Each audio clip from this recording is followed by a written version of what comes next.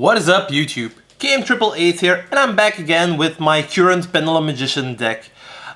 You saw how my deck evolved during the tournament reports that I posted a couple of days earlier, and this is basically what came out of it. The main thing that I wanted to do was I wanted to include Psy-Frame gear Gammas into the main deck, which means that I had to cut down some cards, but I also couldn't cut it down to 242 again, but I'll come there when it's there. So yeah, I'm gonna also tell you guys what I'm going to change with the new set coming out. So that's also really important. First things first, triple chronograph, heart and soul of the deck still with the Time Gazer Magician. Not as bad as a brick as you might think. You can normal summon it and prevent the servant from getting ghost ogred. That's also a good thing. Then we have double harmonizing magician, double purple poison, the one black fang, the one dragon pit. Sometimes I do miss the oak dragon, but that's really situational, and during real matches it doesn't really always happen. And yeah, in general you're happy with these. It's weird to be playing such a low amount of magicians, but in general they were fine. So yeah. For the Endymion engine, triple servant, the one Endymion Mighty Master of Magic, still a really powerful card, you have to play this. And then I cut it down to only one Mythical Beast Jackal King. I have to say I'm maybe a little bit worried about this, because I'm still playing 3 Desires. So it could go wrong and I might have to change it back, but for now in testing it seemed fine, and it is doing fine. Only playing one Jackal King means you have a brick less in the deck, because I'm playing triple gamma now and the driver, and believe me, you'll see the driver a lot. But that means that I had to cut down on bricks and not on turbo cards, so I had to cut down one Jackal King, I find. In general it's still really fine, so yeah. Only playing 2 Curtain Raisers right now. I had to cut down some cards, and cutting down a Curtain Raiser seemed fine, because it kind of bricks anyway with your Guard Dragon engine, like with the Dark Worms. Apart from that, the fact that it's still such a good extender with the Servant is still amazing, so yeah. Triple Dark Worm. I wanted to cut this down to 2, but I just couldn't. The Guard Dragon combo is so important in the entirety of the deck. Cutting this down to 2 to bring the deck to 42 might be a possibility, but I probably wouldn't do it. You need the level 4s in the deck, the amount of level 4s, because when you're going second, the Utopia combo is so important, so yeah. I still like it. Even though the deck is at 44, I don't see a lot of problems. I play 6 draw spells, so yeah, it's also good. One Supreme King Gate 0, just search it off. Second one sometimes does come up, but in general it won't, so don't worry about that.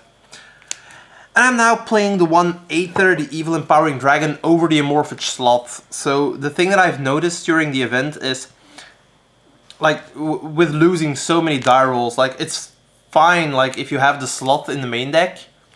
But generally when you're going first, and if you go second, this is good going first and going second, because it's an extra interruption from the Erratic Seal, from the Sphere,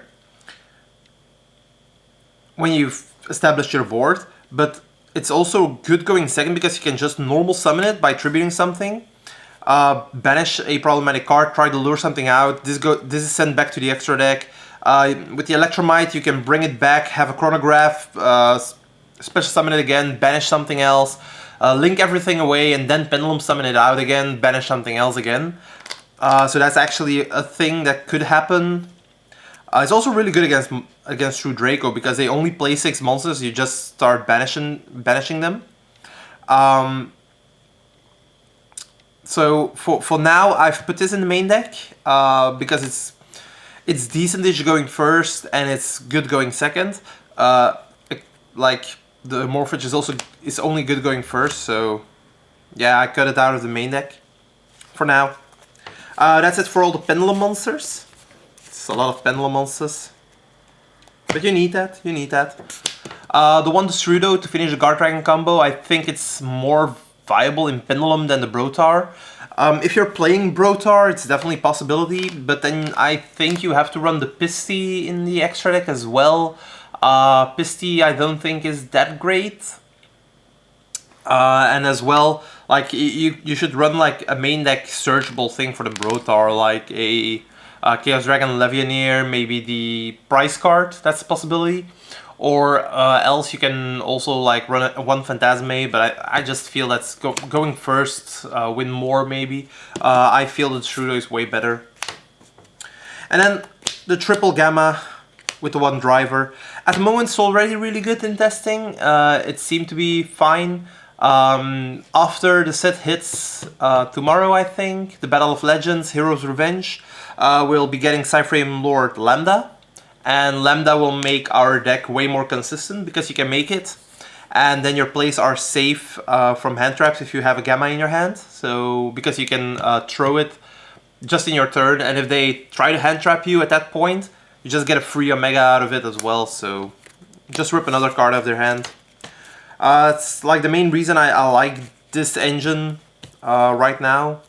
It protects, just like Called by the Gravewood, but it's a little bit better. And as soon as the Lambda is coming out, it's even better. So yeah. For spells, we're still playing the Foolish and the Double Shrine. If we're playing a 60 card variant, Shrine is really good at 3 as well.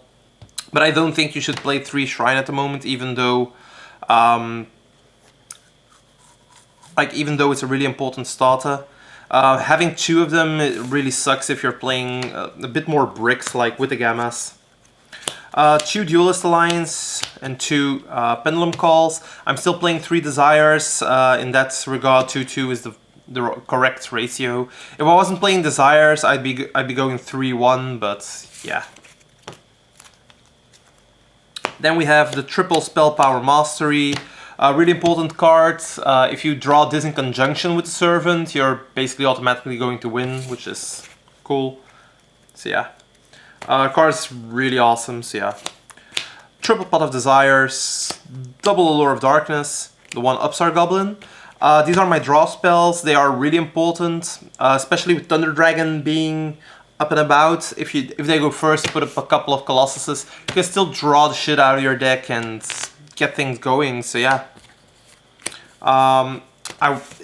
If you really want to cut it down to 42 again, like the deck is now 44, you can also cut like 2 Allure of Darkness, but I really like them at the moment, so I didn't really want to cut them out.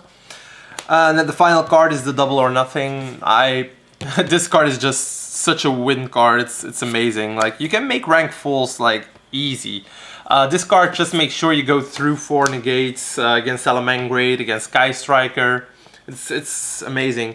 Also, if you're going up against Sky Striker and they have the Mystic Mine with 1 monster in the field, you only need 1 monster. You only need the Utopia double, and to attack with the Utopia, have this and strike for game. So yeah. For the extra deck, playing the one Ignister Prominence, I still think this card should be played. You're not going to make it a lot with the Harmonizing Magician, but it's more there for when you're going second and you see the and you can summon this with a Guard Dragon combo. You can also summon the Vortex, but sometimes they don't play a lot of monsters in attack positions, so you can't bounce anything with the Vortex, and then this is a better option because you can just bounce whatever and it's not targeting. It's also really good against Borrow Load, stuff like that, so Ignister is non-cuttable from the extra deck, I feel. Then I'm running these 2 Psy-Frame Lords, the Omega and the Zeta. The Zeta in particular, because you're running the Destrudo, so you can easily make it at the end of your combo. And the Psy-Frame Lord Omega is mostly there because I'm running the Gamma engine. It's so fun to do, like if you have a Shrine and they try to Ash it, which does happen, because people just like to Ash the first thing that they can, you can just chain the Gamma, make this, rip another card out of their hand, so they're already playing with 3 cards in their opening hand. They will get a 4th one, but I mean, you have the chance to rip another hand trap, which is always good. And then because your field is empty, you can just go Dark Worm, Special Summon, Surge, and go from there. So yeah. That's it for all the synchros. I'm not playing the Dawn Dragster still, not any other level 7s. I just don't like it. This is good going first and going second. And as soon as the Lambda is coming out, these two cards are even better because you just trigger the Lambda and you surge during the end phase. And you can just recycle the Lambda as well with these, so you'll just get infinite Lambdas like that, so it's crazy. Time Star Magician, I still like it, even though I can't make it as much anymore because I'm playing way fewer amount of Magicians. Like I'm only playing the 2 Harmonizing, 2 Purple and the 1 Black Fang to make it with, which is 5 Magicians. Which isn't a lot. So I might cut this for the Tornado Dragon again. I cut Tornado Dragon for the Omega, by the way. Because I didn't feel Tornado Dragon was doing so much for me during Europeans and other things, but while the Time Star was really doing a great job. Also in protecting my monsters, but this is like a toss-up right now between this card and Tornado Dragon, so I have to get deeper into that, so yeah. The 1 Dweller, still really important, it just wins your games against Orcus, against Salamangreat, so yeah. And then the Utopia package in double and the regular Utopia. One thing that I also didn't know on the European event that I know now is that the number 39 Utopia double is a quick effect, which means that you can activate it during the battle phase to play around Effect Veiler. And if they try to Veil you at the end of main phase, you just chain it and you still get your Utopia. If I had known that, I would have won an additional game during my 3 versus 3 match, but yeah, it doesn't really matter right now. It's really good to know for later on, but you can play around Effect Veiler with this one. So if they already ashed and they ogred something, like this card is super safe. It's just amazing. Only 1 fusion, the other is Vortex Dragon. It's staple because of the Guard Dragon engine. And then we're playing the Heavy Metal Foes Electromite, the Beat Cup from the Underworld. This is definitely going to be the Lambda. As soon as it's here, like, Lambda has a little bit more attack, I think. I believe 1800 or 1600, I don't know. But the general thing is that Lambda is also like only 2 monsters. So there isn't any benefit anymore to playing the Beat Cup right then. So as soon as Lambda is coming out, the Beat Cup is going out. Then we have the Guard Dragon package in LP, Agarpain, the Triple Burst, and the Heretic Seal. And I'm still playing the Boral Sword because Boral Sword is nice to have. Electromite into Chronograph with another monster. You can't make Utopia with Chronograph and something else. So the Boral Sword is just an amazing card to still OTK. And having 2 ways to OTK is just really good in a deck. So it's versatile. And that's what you need to win. Side deck. I'm siding the 1 Amorphous slot. It's better going first against Salamangreat and against Orcust, which is actually kind of fun because I dropped this against Orcust or Thunder Dragon before and they just scooped. So I am still siding it because I think it's really important. Triple Artifact Lancia. I'm really hoping I'm gonna pull the secrets. Surprise, surprise, I'm going to do a box opening soon for you guys. I hope you guys will like it. I have 2 boxes of Battle of Legends soon in my mail. I hope I'll get them soon, but we'll see. So I'm hoping to pull some Secret Lancias. These are just the nuts against Orcus. If you draw this, they have to quit their turn most of the time, so you need these. Double Draw and Lock. These are the 2 most iffy cards right now in the side deck. I'm not really sure if you need it, but they are nice to stop like big ass plays from Thunder Dragon, and if you have to face against Pendulum as well, so then these are really good. So I kept them in, but I might swap these out for something else. So yeah. Triple Denko, Never Cut Denko is one of the best cards for a Pendulum player. Triple Mystic Mine. Yeah. I did say that I wasn't content of the hand traps and that I wanted to play stuff that isn't a hand trap. And what better card to do that with than Mystic Mine? Now, if you're thinking already like, oh, I can cut the draw and locks for terraformings, don't. It's really nice that you want to try that, but Colossus is a thing and you won't be able to search the mine. So yeah, just triple mine, you just want to see it that way. If you are playing like another field spell, like you are playing a Dragon's Ravine, you could try the set rotation to side that as well. But in general, I feel like triple Mystic Mine is it's just a win condition against Thunder Dragon. They don't have an out, and against Pendulum, they most of the time don't see Mystic Mine coming, so they won't side anything in for it. You just activate this and you win, so yeah, there's always that. And then the triple evenly matched, basically for Orcust, but it's also good against Thunder. Like, if you side these 6 when you're going second, and you draw any of those, you practically are going to win if you play it right. So I feel that the 6th card that you draw, if that's a hand trap, you just like, oh fuck, I can't do anything. But if it's one of these, you can just try to win. So yeah, I might change up the what's it called? The draw locks for impermanences, just because you can negate the one thing that can negate the mine or the evenly. But against Orcust, it's like they have crescendo, and you have to lure that out as well, and it's kind of iffy what to side.